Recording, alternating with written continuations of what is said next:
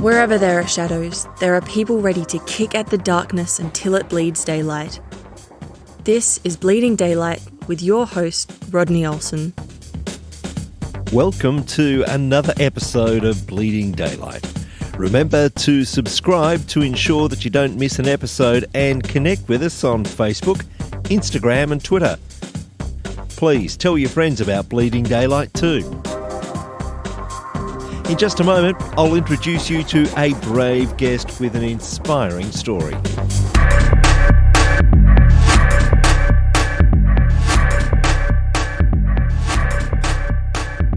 Shonah Marie had a fairly sheltered upbringing and would now admit that she was quite removed from what she would call real-world issues.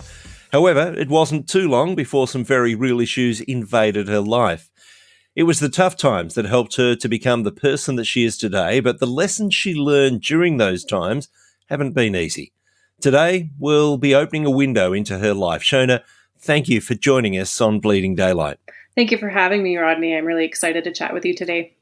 You've said that you grew up in a bubble of sorts that disconnected you from the world. Can you describe your early home life?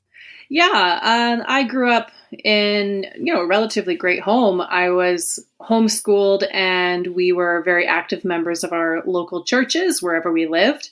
But being homeschooled and having most of my social experiences come from the church gave me a real narrow perspective of the world, I guess you could say. There were amazing aspects to that in that I feel like I did have a really good childhood, a really innocent childhood, I guess you could say.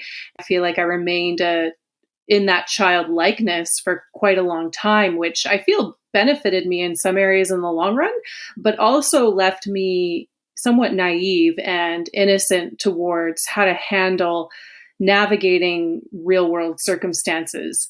I kind of call it the bubble now, now that the bubble's been popped, I can see that it definitely was a bubble. But like anything, there were positive sides to having that upbringing. But also now looking back, I see how being so sheltered didn't set me up for success in some areas. And there's always that balance, isn't there, between wanting to protect children from the excesses of our world, but also not wanting to go too far. And obviously your parents were just doing the best they could with what they had to give you a great upbringing. So it wasn't them trying to keep you away from the world as such, but wanting to bring you up in the right way. Absolutely. I would 100% agree with that. Like parents always do the very best they know how. I don't resent my childhood in the idea of having a childlike experience. I think just when those larger complications of life hit, I felt like I had no tools in my tool belt as to how to understand them or navigate them. I know that as a young child, you were very fearful, but you certainly turned to a very real faith to counteract that fear. Maybe you can walk us through some of that experience. Yeah, absolutely. The saying goes, you're most afraid of what you do not know. And I felt like I didn't know about all kinds of things. Therefore, everything was terrifying. I remember reading Psalms 23 as a kid and how it talks about how God is with you in the valley and you have nothing to fear. And it's such an iconic verse for a reason. And I remember it was really something I leaned on as a kid, like you don't have anything to fear because God is with you. And so I explored a lot about what that meant, even as a child. What does it mean for God to be with you in those darker moments? Does it look like praying? Does it look like reading your Bible? Does it look like just being still and allowing his peace to come into you? And that was a real lifesaver for me in my life, was leaning on Jesus and leaning on his peace in times I was afraid. And I remember being afraid a lot and pretty well about everything. That even carried through to my adult years. I was afraid of what it looked like to explore different jobs even, or career paths, or what it looked like to go back to school. It all just terrified me and left me really without options within myself because everything just felt like too big of an option to overcome. I really relied on my faith in Jesus to kind of allow his peace to guide me into the areas I felt I was supposed to go. his peace was kind of the indicator of this is a safe path, I guess you could say, because if it was fear-inducing, I didn't want anything to do with it. So learning how to identify that relationship with Jesus as a peace-guiding relationship was a real cornerstone in my life. And I believe you had windows into the spiritual side of life in ways that at the time seemed normal for you, but you soon realized were not quite the same experience that everyone else was having. Yeah, absolutely. I mean, it's natural for every kid to have nightmares. It's natural for kids to go to Sunday school and learn about Jesus and that sort of thing. But for me, it was a very dynamic battleground, I guess you could say. When I had nightmares as a kid, they were very real, very impactful. And I would pray afterwards that Jesus would come and fill the room and be in the room. And I had experiences as a kid where I saw outlines of the shadows of angels outside my bedroom window. I felt very much like I could feel the presence of evil in my room, or even in locations around the city. Like I remember once there was a store, kind of a novelty store downtown that we liked to go to, and they had really interesting things in it and such. But it gave me a dark, scary feeling as a kid, and I didn't like going in there because it just felt terrifying. So I always was very sensitive to the spiritual realm, and that felt normal for me because that's all I knew. But then when you start talking about it or asking other people if they have these type of experiences, they kind of look at you like, I'm sorry, what?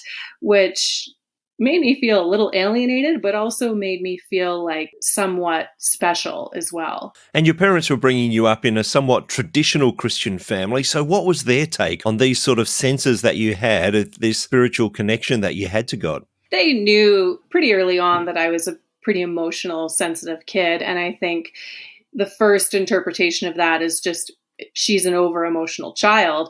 But my parents and my family went to a fairly charismatic church for a while, and that kind of opened all of our eyes to the spiritual realm of the world. They became a lot more sensitive and in tune when I would have nightmares or when something was going on. They kind of took this as a sign of like, okay, like we need to really pray over Shona in her room and help her feel safe and secure in Jesus and within our home. So they were actually fairly supportive within that realm, I would say, especially my dad. I think like they understood what was going on, but as a child, I feel like you don't fully know how to explain what you see or what you feel. So because I didn't really fully even know what I was sensing, how could they understand to that extent? So back at this time, you were still inside this bubble, as you call it. But as you grow and you start to experience life around you, I guess that bubble had to burst and you started to walk into life as an adult. What started to change for you then? It's hard to pinpoint exactly when that bubble burst, I guess you could say. So I'm kind of floundering as to, I want to find that one event, but I moved out of my city that I was brought up in when in my early 20s, and that independence of a new city and a new life, new job kind of forced me into learning and understanding the world around me. It was a great experience. Obviously, any young 20-year-old can identify with that grasping of independence when you kind of break out of your family circle. But I still was very much involved in the church and in youth groups and what have you. I went my whole 20s essentially without any real dating relationship experience. And I would attribute a lot of that to my fear of exploring that relational realm. It was just so unknown to me, uncertain. I was constantly thinking, what should it look like? What do I want it to look like? And then that constant evaluating in my mind kind of kept me from exploring what it would be like to be in a relationship or pursue a relationship. I met my husband in my late 20s. We had some mutual friends and we kind of like knew of each other, but we weren't necessarily friends ourselves. We got to know each other through being on the prayer ministry team together at our church. And over time, we developed some more common friends and social gatherings. I actually asked him to help me install my dishwasher in my condo because I didn't have any family in town. And of course, I needed a guy who knew what he was doing. And I really felt like I was supposed to ask him. I would even go so far as to say, as I felt like God was telling me, like, hey, you should ask Rhett to help you with this. And so I kind of went out on a limb and asked him, and he came over, super nice, helped me out, and something clicked in his mind, and he went, I need to pursue this girl. He's a very confident, bold personality. And when he decided that he was going to pursue me, he did it with confidence and boldness that terrified me. And essentially said like, hey, like, I had so much fun with you, like installing your dishwasher. We should hang out. Do you want to like go see a movie with some friends? Sure. Movie with friends turned into just me and him. And then from there, he was like, hey, like, can I take you on a date? And then roses showed up at my work, and I fell into a panic attack, being like, what is going on here? Like, this is moving so fast. And I even had a conversation with him right off the bat, being like, hey, look, I need to understand what this looks like, and where are we going, and what does pursual even mean? And so I would say that was a pretty good shakeup experience, just being pursued in my early 30s, which sounds so silly to say even right now. It's a reminder of how innocent I was and how naive I was as to just like common world experiences. So we started dating and hanging out a lot. And I knew that he had had a history with addiction. But even in that moment, I figured like, oh, well, that's in the past, and Jesus will heal him of that. And well, that won't ever be part of our lives, because Jesus loves me so much that he would never like put me through something like that. So, Jesus will take care of this. And that was kind of as much thought as I gave into that, which is so naive. I knew nothing about what being an addict meant or being an alcoholic meant, and how addicts and alcoholics live with that trait their entire life, regardless of whether they're in sobriety or in relapse. Like, I just had no clue until I was even in Al-Anon years later about what being an addict meant. It was fairly common in our social circles in the church to drink on the weekends and even drink a little too much. And I felt like those lines of what was okay and not okay socially really started to get blurred, even in the church, right? You go back 10, 15 years, and to socially drink with your friends at church was kind of unheard of. And now it was commonplace. So for me to understand that, oh, Rhett has an issue with drinking in the past, I go, oh, don't we all? I didn't understand there's a difference between social drinking and what being an addict means. So how quickly did things move from there, from this initial getting to know him? You had this bit of an understanding that there was a problem with alcohol in the past for him, but in your mind, that's all sorted and you're moving forward, he's pursuing you. How long did it take before there was a proposal and a wedding, and how did that happen? We dated just over a year and a half, I think, before we got married. And there was a minor breakup in there over some conflict. But like, I was 32 when we got married and my husband was 39. So we're both kind of in a phase of life of, as you get older, it doesn't take a whole lot of dating to figure out the type of person you want to be with. And, as you get older, that dating relationship tends to shrink a little bit. So we dated for just over a year before we got married. The summer leading up to our wedding, our conversations just kept ending up at, well, where is this going?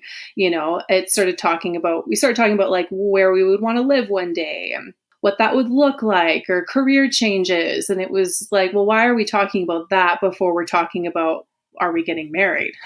So I think we both naturally like avoided the question for a while, but then after so many conversations of it ending up at like, okay, like either we're doing this or we're not, right?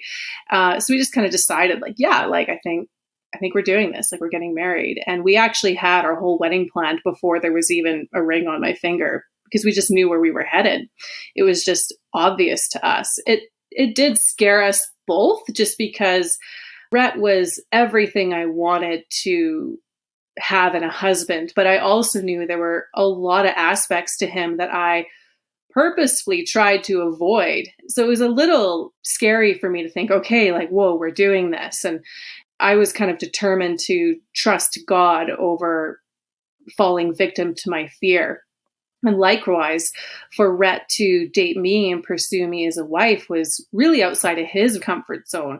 Me being, as innocent and protected and sheltered as I was, and him being my first experience of a relationship was really quite nerve-wracking for him as well.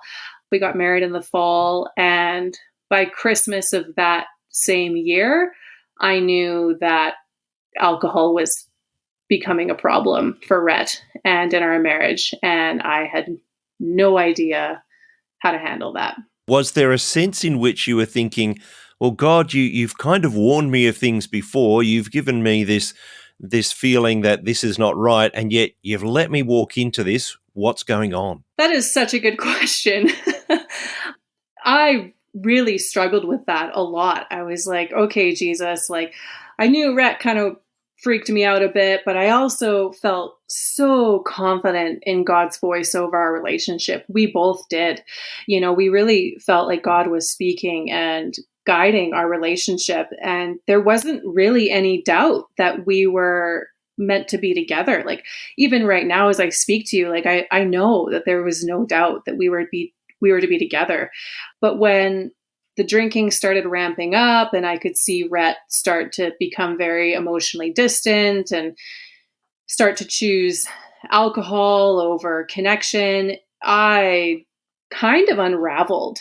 And that not only fueled my distress, but it fueled Rhett's addiction. I asked myself that exact same question, okay, God, I consider myself to be a fairly discerning person. I would consider myself to be fairly confident in hearing your voice. Why would you allow this knowing chaos was around the corner? And I think a lot of Christians are asked that question, why would you follow a God who allows destruction to happen? You say your God is loving, but he's also a God of judgment. And, why would Jesus allow the Holocaust to happen? So it's all these big questions that people love to put in front of Christians in order to catch them in the corner. And I would say what I've learned going through this experience is I don't think that God's setting his followers purposefully on a path of destruction to teach them a lesson, so to speak. But I do think there's an aspect to God who goes, you know what? This is going to be really hard for Shona, but I know there's good things in it. And I know she's strong enough to get through it. And we're going to be with her as she goes through it. And it's going to suck, but she's going to come out the other side stronger. Send her off. And I think that is a loving God to say, you know what? This is going to be hard, but you're going to be better for it. That's parenting. That is loving parenting. To shelter your kids and to keep them from experiencing any sort of character developing experiences is kind of neglectful. So, I wouldn't say that God wished for us to go through horrific things, but I do think he sees the outcome and knows that we'll get through it. And he's okay with walking out that journey with us. You're starting to see these signs that things are not quite right. How did you feel about actually addressing that with Rhett? Did you feel that you could actually approach him on this, or was this still something that you weren't quite sure which direction to go?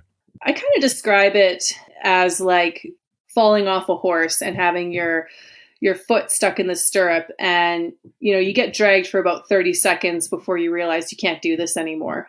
I've kind of felt like I had fallen off a horse, right away with Rhett. And I was like, nope, this is too hard. I can't do this. I want off. I want off this ride. I confronted him immediately. The first time that he called me to pick him up from a bar, I was irate. I said, what is going on? Where is this going? What are you doing? I don't understand why you're doing this. And because he had periods of relapse and sobriety in his past, this was no new experience for him. He was like, I won't do it again. I'm going to work on this. I'm so sorry. And I don't know how it got that far or whatever. Right. But for me, I just exploded right away and I wanted answers right away. For Rhett, it was it was this journey of almost him wondering, like, how did I get here? So not only was he asking himself that question, I was demanding an answer of something he hadn't even figured out himself yet. And this comes down to the whole nature of addiction or of alcoholism is it's not just a matter of saying, I want to stop this. There's something internal. There's something going on that means I need to have that next drink. So he's battling with this at the same time, saying he's sorry, and you're wondering, when will this end? So how did that journey continue from there? There was a lot of good moments, in our first year of marriage. And I was determined to focus on those good moments, like we went camping, we hung out with friends. We were part of a home church that was really fulfilling for us spiritually. There was a lot of really good stuff that happened that first year. Rhett sort of went through phases where he would binge drink and then he'd go a few weeks or a month without drinking, and then it would come up again. And so I tried to ride out the positives of what was happening. And I kind of ignored the negatives of what was going on. Oh, okay, well, that was just a slip up. We're done with that now. When things would arise again and the alcohol would increase, and then I would lose it again. I was completely out of control. And now we're fighting, and now I'm demanding answers. And so it was this roller coaster of good memories and good times and these dips of, I can't take this anymore.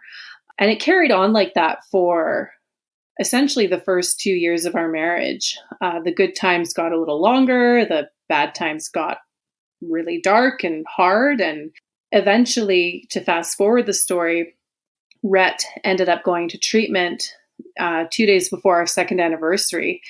He was there a month and came out of treatment at the end of 2019. And then he came back home the end of December.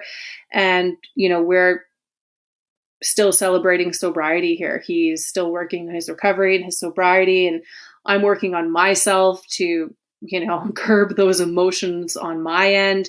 But it was a 2-year journey of up and downs before I reached the end of my rope and said, either you're signing separation papers or you're going to treatment. Like, that's your options.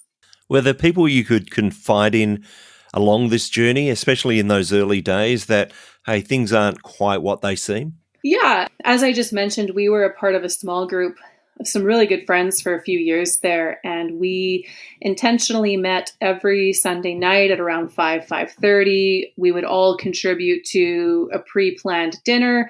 We'd have dinner together, chat about our lives, and then we'd spend the rest of the evening focused more on a spiritual focus. Now that would change from week to week as to what that looked like. But that home group was really our lifeline, especially my lifeline through all of that. I have definitely been a very sheltered person my whole life. I don't really like to let people in and show them what's really going on. It's very much about maintaining the front. But this experience just didn't allow for luxuries of hiding. I was really vulnerable with them. I leaned on them a lot in dark times, called them at 10, 11 at night, midnight, saying, I don't know what to do. Like, I don't know how to get Rhett home from the bar. I don't even know if I can be home right now. And they would come pick me up or tell me to come over and give me a reprieve. I honestly don't know how I would have got through without them. I don't know how people get through tough things like that without community and without Jesus. Like, I just don't have an answer outside of those two things. It would be easy for us to say, well, this is obviously all Rhett's doing. He's the one that's broken in this situation, but we know that each of us is broken in a different way.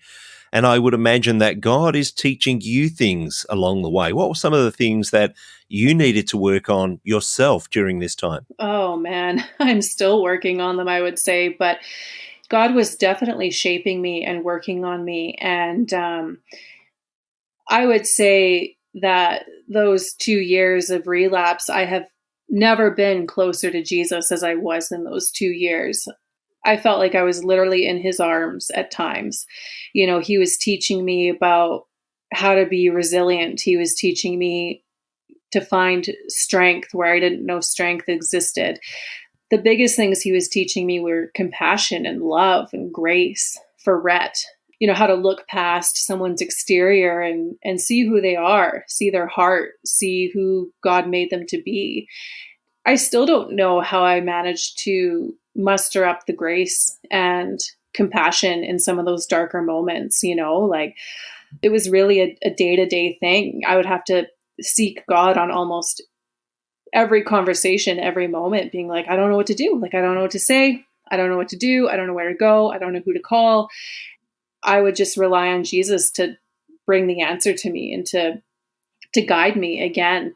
So learning to trust God was a real big component. And then learning to trust that he is good, even in the midst of chaos, was probably the hardest lesson in all of it. I feel I really started to understand the heart of the Father in it all. A lot of, like I said earlier, a lot of people love to challenge God. Like, oh, how can you worship a loving God who has done X, Y, and Z? That's so hateful. How is this a loving God? But really, in all of that, like, I could feel God's heart breaking for what was going on. I could feel his sorrow for what we were going through.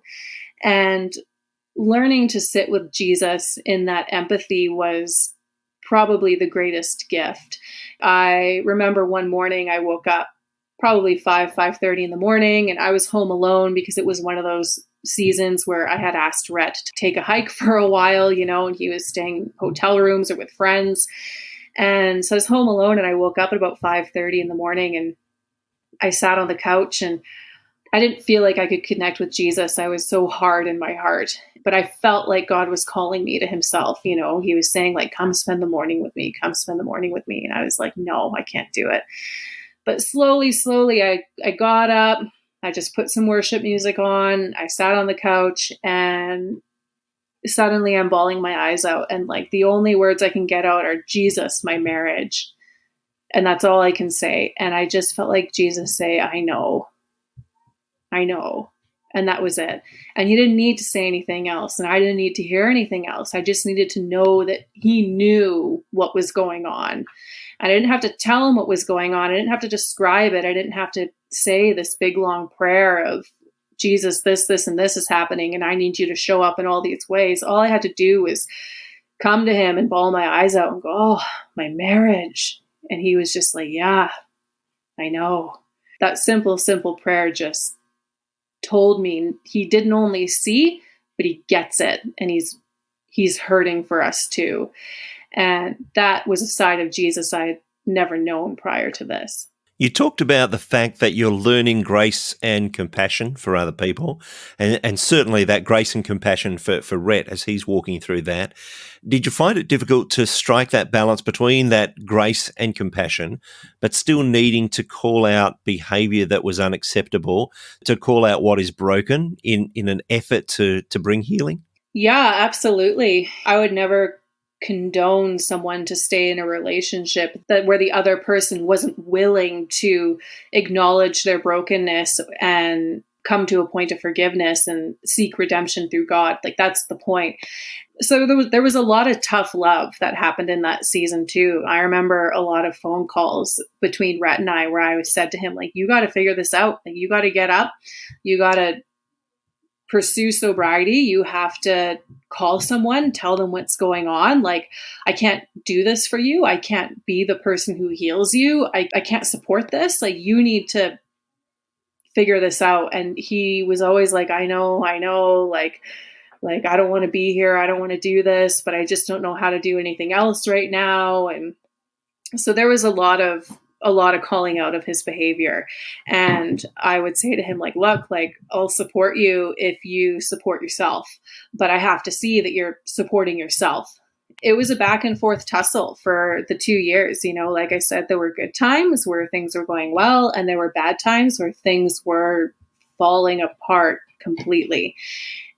Anyone who has loved someone through addiction will know that they have to come to the end of themselves before they reach out for help. I would say Rhett came to the end of himself a couple times, but that point where I said to him, like, look, I have played every card I know how to play in order to save this marriage. And I said to him, I'm like, I'm out of cards and I feel like you're still holding half a deck in your hand. So I'm going to play my last card, which is you're signing separation papers, or you can start playing some of the cards that you're holding on to and you can get help. It was at that point where he was just so desperate for a different way of life that we ended up getting him into treatment. But yeah, it was really hard, being a newlywed and just sort of wanting that like blissful honeymoon experience. And I was trying to cling to what that might look like and love him and have a marriage and walk this out. But the reality of it was there was no marriage happening because we had addiction stuck in the middle of us. I wouldn't even say I balanced it well. I would say I bounced back and forth, tough love, grace, tough love, grace. And I think some situations I responded wrong and some I responded correctly. It was a very much learn on the job type experience. We all love the Hollywood movies where we see there is, first of all, things are going well, then there's something that disrupts that, and then by the end of the movie, everything's sorted, everyone lives happily ever after. But we know that that's not life. And you mentioned that whilst there's been this long period of being sober, that it's something that is a continual work in progress. How do you walk day to day with that, working in with Rhett's sobriety? That happily ever after is not going to happen until Jesus comes back, right? Maybe not even then. Maybe he's got more for us after that. And like we are a constant work in progress. And like I said, we're a year and a few months into sobriety, but we're still working on things. And like I said at the beginning, a person who has the trait of addiction or alcoholism will combat that trait their entire lives. And last year was a hard year. I don't know what statistics are like everywhere, but for us and where we live, overdose rates, suicide rates were through the roof last year. People who just couldn't take anymore. And Rhett had some close calls, with relapsing last year. And I can't believe that he made it through last year without relapsing. It was a tough year on everyone. I can't even say how proud I am of him for getting through that year without relapsing. I don't know what our future is going to look like. I don't know if we'll have to go through that again or what have you, but I do know you can only take it one day at a time. And that's kind of how we take it.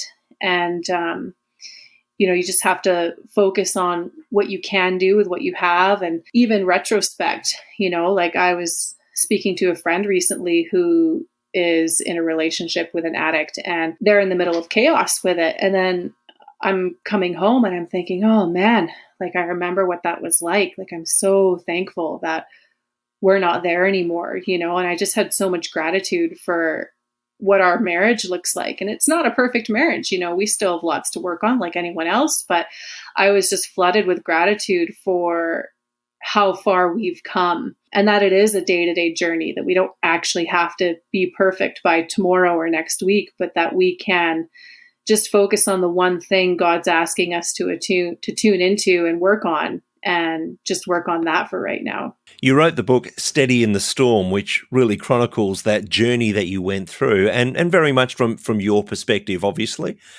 Was it difficult to write that, to bring back those memories and walk through it again in the writing of the book? That was actually kind of the intention of writing it down, to be honest. When I started writing out my story, it was really for my own personal benefit. I had a lot of friends and family and counselors ask me like, oh, have you ever thought of writing out your story? And I was like, what story? Like, what on earth would I write about? But they really encouraged me to do it just for retrospect, to work through those memories. And as a personal journey is a point of healing. So when I started writing the book, I wasn't actually thinking that it would be a published book. I more thought, okay, well, if I'm going to write out my story, where do I start? What do I say? What's important? So I started writing it with the perspective of me sitting across from a stranger, telling them my story. What would they need to know about me in order to understand why this journey was so hard? And I kind of started with that idea and went from there. It really was a healing thing for me. There'd be times I'd be writing and I would just stop and bawl my eyes out and ask Jesus to come and help me heal that memory. And I feel like I learned a lot about myself and how traits I have were really points of strength in the story, and how other traits were points of weakness. And it helped me understand why I reacted the way I did. About halfway through writing the book, I really started to feel like I had something worth telling. And, I thought, there's so many people out there who are going through this who feel so alone. I felt so alone. I asked a lot of people for book references, podcasts, even like pamphlets, anything. Like, can you give me something to help me understand what I'm going through and to know that I'm not alone? And all the recommendations that came my way were all about addiction or alcoholism, understanding the addict, which I read and I found helpful. But then I also felt like, well, where's my side? For every addict, there's got to be 20 people that love them. Where are their stories? How come I'm not hearing about them? So about halfway through writing the book, I thought, this could be the book that I wanted in that season, of knowing that I'm not alone, and the empathy of hearing how hard it is to be in that position and the hope to get through it. As I neared the end of writing it, I had Rhett and my mom read it and give me constructive criticism. And I thought, you know what, God, if this is something you want in the world, show me how to publish it. And the blessing of the COVID lockdown allowed me the time to get it published. Rhett must have known that there was hurt on your side, but were there new hurts that he was reading through that book and thinking, I'm sorry, I didn't realise that you experienced that at the time? He read the book probably in 3 or 4 days, and, he'd be sitting in the kitchen reading it on the laptop, and I'd be in the bedroom reading my own book, and he'd come in and let out a big heavy sigh and kind of flop on the bed. And I'd be like, whoa, like, what's going on with you? And he would be like, your book is amazing and really hard for me to read. He's like, it's really hard for me to read that, like knowing that I put you through it. I remember when he was in treatment, we had a counseling session, and they encouraged me to tell Rhett certain things he had done and how it had made me feel, because they said it was important for him to understand the sphere outside of himself. Addicts in general are quite self-focused and selfish. And they actually said, it's important for you to share with Rhett when you're hurting or a memory comes up, what happened in that memory and how it affected you, so that he can understand how addiction affects people around him. So for him to read the book was really, really hard for him. I think it was also healing for him, in a sense, to know how God was supporting me through it, and how I don't claim to be a very strong person, to be honest. Sometimes I feel not a hypocrite, but close. Like, I remember when I was reading the book in the editing mode, and I would read something and I'd be like, wow, like, that's really good advice. I should do that. And I'm like, wait, like, I wrote that. I did that. But like, there's aspects to it where, I went like, man, how did I do that? Like, how did I get through? Like, I can't believe that I have the strength to do that. And that was what I was getting out of it. Whoa, like, who am I? Like, I still feel like such a broken version of myself. I can really only claim God's faithfulness that got us through that. So I think for Rhett to read that and really understand, how much God was there for me, and our community was there for me in the time, was also kind of healing for him. There would be some listening today who would think, well, I don't actually have someone in my life who is an addict or is an alcoholic, so this book probably isn't for me. But that's not the case. You're telling the story of God's goodness in amongst struggle, and we all face struggle, don't we? Absolutely. And that was why the title, to be honest, Steady in the Storm. Like, it doesn't matter what your storm is. Like, we all went through a storm last year, like, we're still going through it to some extent. Whether it be the storm of addiction or the storm of walking with a loved one through an illness, or even losing your job, or massive forms of grief. A lot of the book, I talk about grief and about how I was grieving my marriage when I was a newlywed and what that looked like.